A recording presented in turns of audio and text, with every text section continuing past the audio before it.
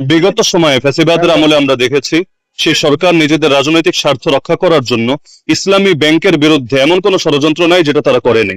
এমনকি তারা এই ব্যাংকটাকে এক পর্যায়ে এসালমের হাতে তুলে দেয়, যে এসালম এই ব্যাংক থেকে প্রায় লক্ষ কোটি টাকা দেশের বাইরে পাচার করেছে।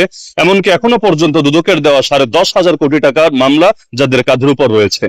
বিগত ইন্টারিম গভর্নমেন্টের সময় আমরা দেখেছি ইসলামী ব্যাংকে সেটা ঘুরে দাঁড়ানোর চেষ্টা করেছে, কিন্তু এই বিএনপি সরকার ক্ষমতায় আসতে না আসতে মাত্র 3 মাস যেতে না যেতে ইসলামী ব্যাংকের উপর তাদেরও কালো নজর পড়েছে।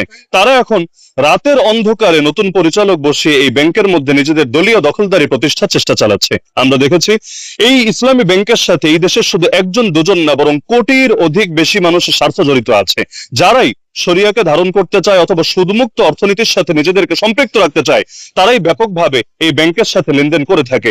এমনকি সরকার মাঝে মাঝে প্রচার করতে চায় যে এটা জামাত ইসলামীর ব্যাংক। তাদের মাথায় জামাত ইসলামীর ভয় এমন ভাবে ঢুকেছে, যেখানে ইসলাম শব্দ দেখে সেখানেই তারা জামাত ইসলামের গন্ধ খোঁজা শুরু করে।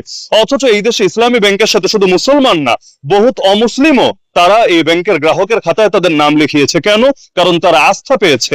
এবং বিগত সময়ে একবার না বারবার বারবার সারা বিশ্বের মধ্যে শীর্ষস্থানীয় ব্যাংকের মধ্যে ইসলামী ব্যাংকের নাম উঠে এসেছে। সুতরাং এই সরকার যদি আবারও এই একই